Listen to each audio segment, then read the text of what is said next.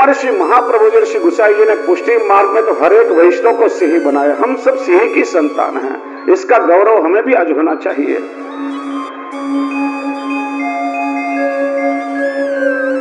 जैसे कोई वैद्य होता है, रोग की परीक्षा करता है और उसे औषधि का भी ज्ञान होना चाहिए। औषधि देकर के रोगी को स्वस्थ करता है। वैसे ही गुरु चिकित्सक भी है।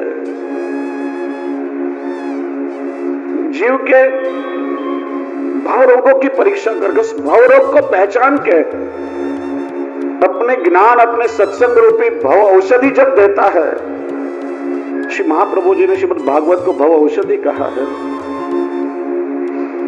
और ऐसी भव औषधि मिल जाती है ज्ञान की, तो सहज में ही जीव भव सागर को पार कर लेता है।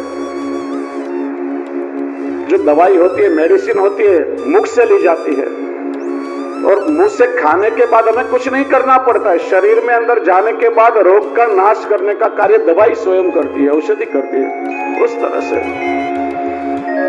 गुरु की कृपा से, गुरु की वाणी जब हमारे हृदय में आती है और हम उसे आत्मसात करते हैं, तो हमारे भव के सारे रोग टल जाते हैं।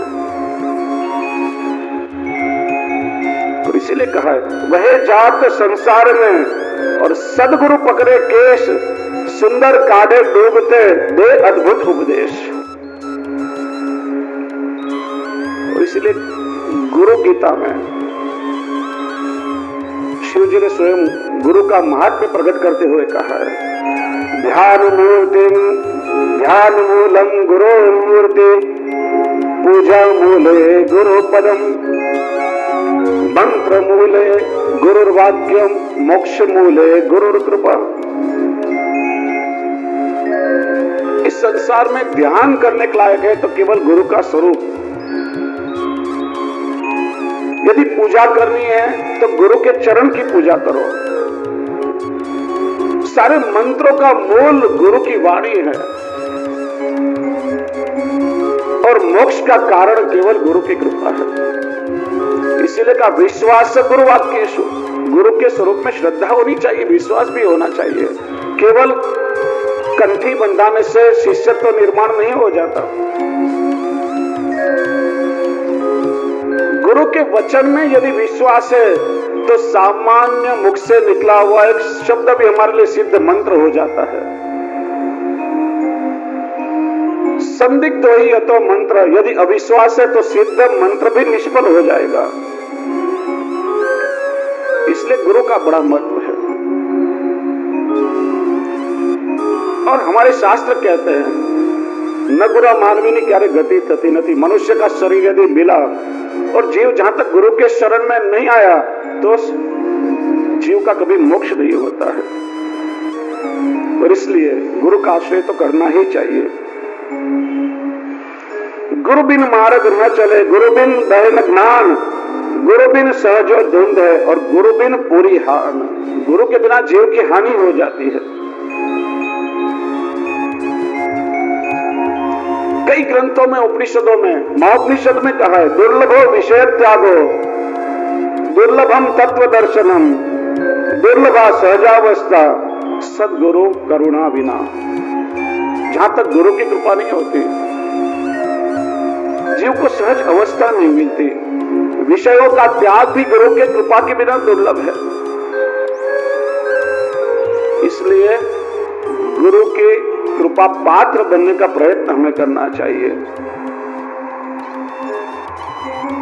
यदि उत्तम गुरु मिले और हमारे में उत्तम शिष्यत्व का निर्माण हो जाए तो निश्चित ही हमारा उद्धार हो जाएगा। लेकिन वर्तमान समय में यदि देखा जाए तो आजकल ले भागो गुरु की संख्या बहुत वधी गई है। कबीर जी कैसे, गलियन गलियन गुरु खड़े, मेरी कंठी लो, स्वर्ग पढ़ो चाहे नर्क पढ़ो, पर रुपया मुझको दो। ऐसे गुरु गली गली में मिल जाएंगे। जो उत्तम गुरु होगा, उत्तम गुरु से कैसे, मुझे कहूं છું આચરણમાં મૂકો, અને ગંભીર ગુરુ શું કહેશે, આ ચરણમાં મૂકો. આટલો ફરક છે. હા, गुरु शिष्य के आचरण को शुद्ध करता है। इसलिए किसी ने गणना की है कि हमारे सारे हिंदुस्तान में कम से कम 52 लाख साधु सन्यासी हैं और 5.5 लाख गांव हैं, देहात हैं। तो उस हिसाब से एक एक गांव में 10-10 साधु मिलने चाहिए। तो सोचिए कि हमारा भारत कैसा स्वर्ग हो जाएगा, लेकिन ऐसा नहीं होता। इसलिए हमारे जीवन में गुरु का स्वीकार करने से पहले गुरु की परीक्षा करनी चाहिए। गुरु के शरण में जाने के बाद में नहीं है, यह विवेक भी समझना चाहिए। तुम जिसके हाथ में अपने जीवन नौका की पतवार सौंप रहे हो, जिसके माध्यम से तुम्हें भव सागर से पार उतारना, उस गुरु में कितना सामर्थ्य है।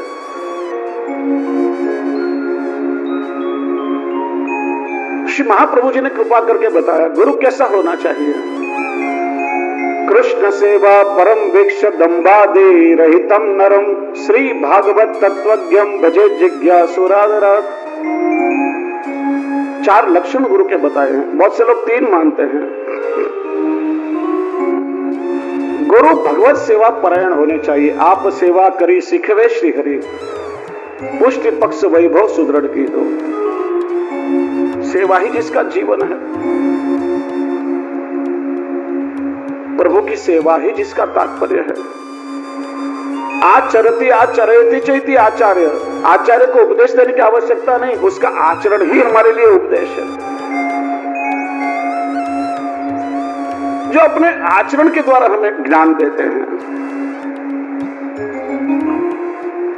दंभादि रहितम, दंभ आदि गुणों से जो रहित है।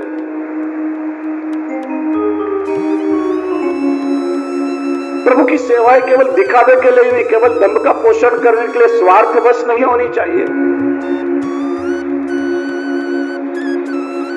दंभादि रहित, जिसमें स्वार्थ नहीं, जिसमें कोई लोभ नहीं है, जिसमें अन्य किसी के प्रति ईर्ष्या भाव नहीं है, राग द्वेष नहीं है, जो अहंता ममता से रहित हो, ऐसा गुरु होना चाहिए।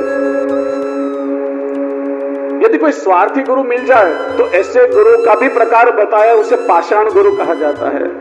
पत्थर गुरु, पत्थर खुद तो पानी में डूबता है, लेकिन उसका आश्रय करने वाला भी डूब जाता है।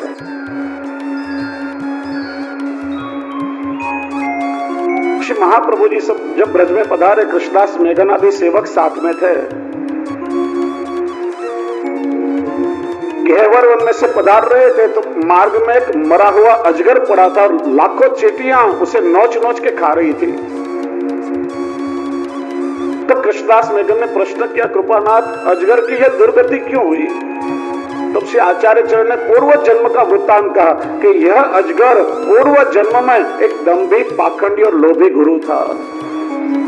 जीवन में अपने आत्म कल्याण का तो कोई साधन नहीं किया, केवल स्वार्थ और मोह के वश लाखों चेले बनाए। खुद मरा तो उसकी दुर्गति हुई, लेकिन उसके चेले भी चींटियां बन बन के नोच के उसे खा रहे हैं। कह रहे, पाखंडी, तेरा जन्म तो गंवाया, लेकिन हमारा जन्म भी तुमने बिगाड़ा। ऐसी दुर्गति न हो, इसलिए श्री महाप्रभु जी में सावधान कर रहे हैं। जिसने स्वयं अपना आत्म कल्याण नहीं किया, दूसरे का कल्याण कैसे कर सकता है?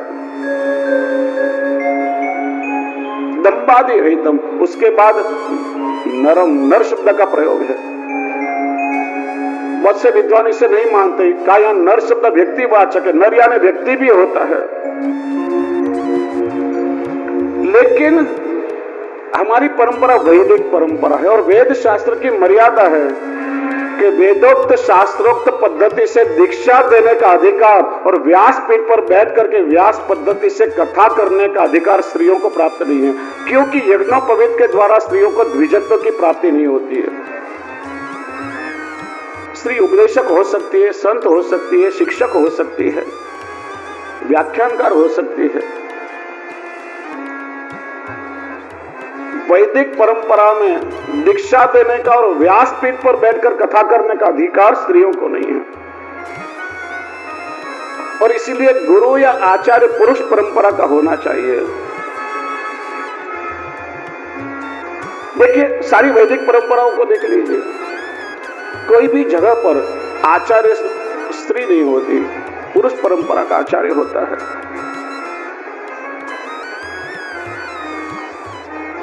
और आचार्य परंपरा में दो प्रकार की परंपराओं का स्वीकार किया गया है। एक है गुरु शिष्य परंपरा और दूसरी है वंश परंपरा, आनुवंशिक परंपरा। जैसे सन्यासी परंपराएं जो हैं उसमें गुरु शिष्य परंपरा से निर्वाह होता है। जो शिष्य होता है उसका ज्ञान, उसकी गुणवत्ता, उसकी योग्यता देख करके और गुरु गादी पर बैठने के लिए योग्य शिष्य का चयन होता है। वो कोई भी वर्ण का हो सकता है, सन्यासी तो कोई भी हो सकता है, ब्राह्मण, क्षत्रिय, वैश्य, शूद्र,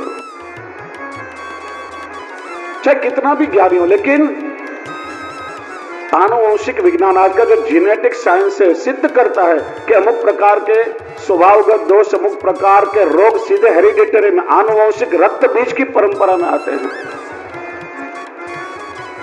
जैसे किसी को डायबिटीज होता है, मधुमेह में होता है, तो डॉक्टर पूछता है तुम्हारी परंपरा में माता को, पिता को, किसको था यह रोग? यह रक्त बीज में आता है रोग। कई रोग स्वभाव भी, अमुक प्रकार के दोष भी आनुवंशिक परंपरा में आते हैं। इसलिए स्वामीनारायण संप्रदाय में भी दोनों परंपराएं हैं। मूल जो आचार्य परंपरा है उसमें भी वंश परंपरा है, आचार्य गादी पर, और साधु परंपरा में गुरु शिष्य परंपरा है। हमारे यहां भी दोनों परंपराओं का स्वीकार है। मूल रूप से हमारे यहां वंश परंपरा है, लेकिन हमको भी हमारे जो पूर्वज आचार्य हैं उनके द्वारा ब्रह्म संबंध प्राप्त करना चाहिए। हमें भी जब दीक्षा प्राप्त होती है तब देने का अधिकार प्राप्त होता है। इसलिए दोनों का साथ में निर्वाह है।